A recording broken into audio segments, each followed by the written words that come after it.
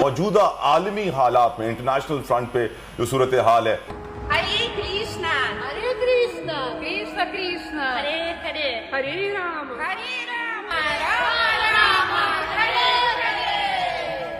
जिसका हमें डर है कि ये चीज़ें मगरिब में अब मज़ीद होंगी, मुसलमानों के ख़िलाफ़ जो नफ़रत है वो बढ़ेगी। उसके पीछे ऑब्वियसली मुसलमानों के कुछ रवैये हैं जिनको बदलने की ज़रूरत है। भाई आप 1.5 बिलियन है मगर आपके पास कोई ख़ास यूनिटी तो है ही नहीं, स्ट्रेंथ तो कोई ख़ास नहीं है। हम बात करें 35 to 36 कंट्रीज़ ने पहले इंडियंस के लिए वीज़ा फ्री एंट्री कर दी थी। अब इटली की पीएम ने इंडिया के बच्चों को एक वो गिफ्ट दिया है, वो ये है, उन्होंने कहा है कि जो बच्चे यहाँ पढ़ने आए हुए हैं ना, वो यहाँ पर पूरा 1 साल ऐसे ही रह सकते हैं। पाकिस्तान ने 3 जंगें लड़ी हैं और 3 जंगों में नुकसान उठाने के अलावा कुछ नहीं किया, और बस हमें अब चाहिए कि हिंदुस्तान के साथ सुलहजोई का रास्ता अख्तियार करें।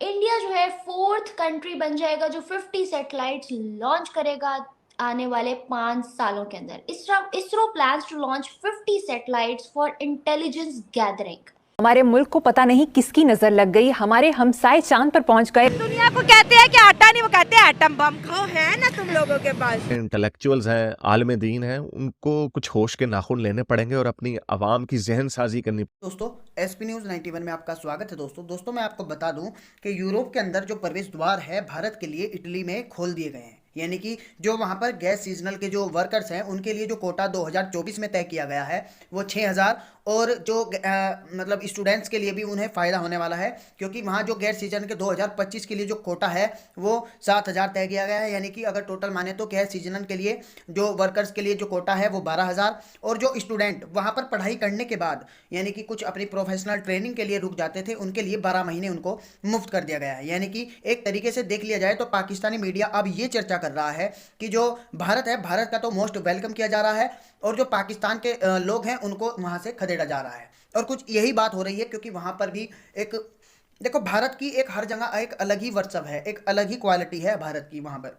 तो दोस्तों ये वीडियो बहुत ही इंटरेस्टिंग रहने वाली है, इसलिए वीडियो को अंत तक ज़रूर देखिएगा।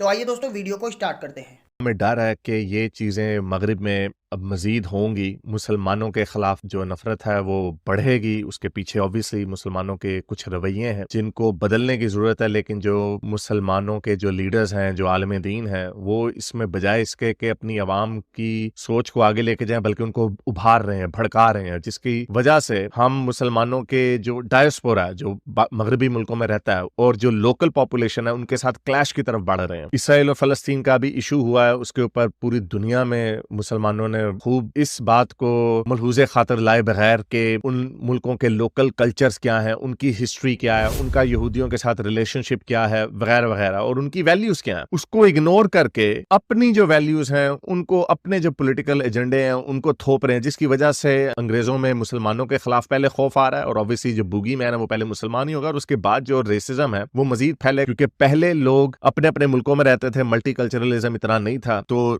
मुल्कों की जंगें होती थी, सिविलाइजेशंस की जंगें होती थी। लेकिन चूंकि अंग्रेज थोड़ा ज्यादा एडवांस हो गए बाकी दुनिया की निस्बत, तो उन्होंने सबके लिए दरवाजे खोल दिए। इस बात को सोचे समझे बगैर के जब दूसरे कल्चर के लोग आते हैं तो उसके बाद आपकी सोसाइटी के ऊपर क्या फर्क पड़ता है, तो इसके ऊपर बात करते हैं। तो चलते हैं आज की वीडियो की तरफ। तो अभी एक वीडियो नजर से गुजरी जिसमें एक अंग्रेज है, लगता है वो थोड़ा जरा व्हाइट सुप्रेमेसी की तरफ शायद ज्यादा हो, लेकिन जाहिर बात अब वही लोग पहले बोलेंगे, जो बीच के लोग हैं वो तो इग्नोर करते हैं इस तरह की चीजों को। लेकिन डर ये है कि जो बीच के लोग हैं वो राइट की तरफ जाएंगे, यानी अपनी कौम परस्ती की तरफ बढ़ते चले जाएंगे, क्योंकि उसके पीछे मुसलमानों का रवैया है। अब हमने देखा है झंडे लगा रहे हैं। अब इंग्लैंड में फलस्तीन के झंडों की क्या तुक है, क्या लॉजिक है, इंग्लैंड का उससे क्या लेना देना। ठीक है, आप कह सकते हैं कि उनकी हुकूमत की जो सर्टेन पॉलिसी है ज़ायनिज़्म या इसराइल को लेके आपको एक शिकवा है, लेकिन अब आपके ऊपर भी तो एक रिस्पॉन्सिबिलिटी है, आप भी तो इंग्लैंड के शहरी हैं, तो आप भी ये जो काम कर रहे हैं झंडे लगाना, और उसके नतीजे में जो लोकल अवाम है उनको, उनकी वैल्यूज को उनको चैलेंज करना, एक गैर सियासी तरीके से। ठीक है, आपने अपने एहतजाज किए हैं, प्रोटेस्ट किए हैं, अपनी सोच दिखाई है कि इंग्लैंड और इन मुल्कों में एक मुसलमानों की पॉपुलेशन है जो इन मुल्कों की इसराइल की तरफ पॉलिसी वो उससे खुश नहीं है, आपने वो कर दिया है, ठीक है, लेकिन उसमें आपका भी दोहरा म्यार नजर आता है कि आप हमास को क्रिटिसाइज उस तरह नहीं करते जिस तरह आप इसराइल को क्रिटिसाइज कर रहे हैं। तो एक बैलेंस की जरूरत है। लेकिन चले, तो अब झंडे लहरा रहे हैं, उनके मॉन्यूमेंट्स को तबाह कर रहे हैं, डेसिक्रेट कर रहे हैं, तो इसका कोई ना कोई रिएक्शन निकलेगा जरूर। अभी उस तरह नहीं निकल रहा रिएक्शन, लेकिन निकलेगा जरूर। हम बात करें 35 to 36 कंट्रीज ने पहले इंडियंस के लिए वीजा फ्री एंट्री कर दी थी। अब इटली की पीएम ने इंडिया के बच्चों को एक वो गिफ्ट दिया है। वो ये है, उन्होंने कहा है कि जो बच्चे यहाँ पढ़ने आए हुए हैं ना, वो यहाँ पर पूरा 1 साल ऐसे ही रह सकते हैं, कोई वो नहीं करना पड़ेगा, 1 साल पूरा वैसे ही रह सकते हैं। On the other hand Pakistani बच्चों की बात करें सर, वो बाहर जाना चाहते हैं और कैसे जाते हैं आपको भी पता है। उसके अलावा उनको जब पैसे उनके दे के भी उनको वीज़ा नहीं मिलता, बड़े बड़े मुल्क तो बिल्कुल नहीं देते। सर क्या फ़र्क है हम दोनों ममालिक में? इसलिए कि हमने अपनी जो उसमें बेस है ना, वहाँ उधर से हट गए हैं। और हम हमारे हर आदमी की थिंकिंग है वो ये है कि जैसे चले जाएँ और वापस ही ना आएँ।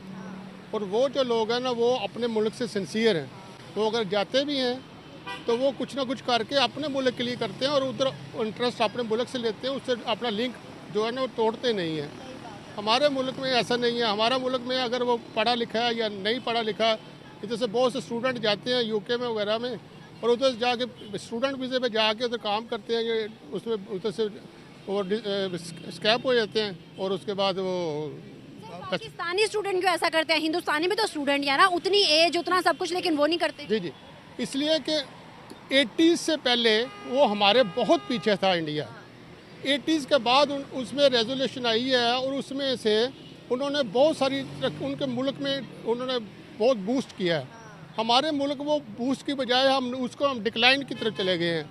और इसलिए उनको पता है कि हम उधर जाके करेंगे क्या, कि पाकिस्तान में करेंगे अपॉर्चुनिटी कोई नहीं है, बिजनेस नहीं है, जॉब नहीं है, मल्टीनेशनल कंपनियों को इंटरेस्ट नहीं है, इन्वेस्टर है वो भाग गया, जो आया भाग गया, जो आने को तैयार नहीं है। तो इसलिए उनके मुल्क में अभी भी अपॉर्चुनिटी है। पाकिस्तान को किसने बर्बाद किया, मतलब हालात ऐसे किसने किए? हमारे पॉलिटिशियन। और वहाँ पे किसने संवारा मुल्क को, इंडिया को? उनके पॉलिटिशियन ने। इंडिया जो है 4th कंट्री बन जाएगा जो 50 सैटेलाइट्स लॉन्च करेगा आने वाले 5 सालों के अंदर। ISRO plans to launch 50 satellites for intelligence gathering. क्या राय रखते हैं आप लोग, कितना बेनिफिशियल हो सकता है इसरो का ये इनिशिएटिव आने वाले टाइम में इंडिया के लिए? और इंडिया जो है हमने देखा कि इकोनॉमी वाइज भी आगे आ रहा है, पॉपुलेशन के लिहाज से पहले ही टॉप की लिस्ट में है, हर चीज़ में ग्रो कर रहा है with the passage of time. अब इसरो ने भी ठान ली है कि नासा को और इन तमाम जो है ना जो लोग काम कर रहे हैं उस पे सैटेलाइट्स पे, उनको पीछे छोड़ना है। किस तरह देख रहे हैं उनका ये इनिशिएटिव और कितना बड़ा रोल है इसमें इंडियन इकोनॉमी, इंडियन गवर्नमेंट और इसरो की टीम का? India is a growing power, इसमें तो कोई शक नहीं है ना। और जब आप पावर को आप जब एक ग्रोइंग पावर हो, इकोनॉमिक ग्रोइंग पावर हो, तो आपको अपनी ग्रोथ को मेंटेन करने के लिए और सस्टेन करने के लिए you have to make sure कि कोई ऐसी हरकतें ना हो जो आपकी इकोनॉमिक एक्टिविटी को किसी भी तरीके का जो है ब्रेक लगा दे।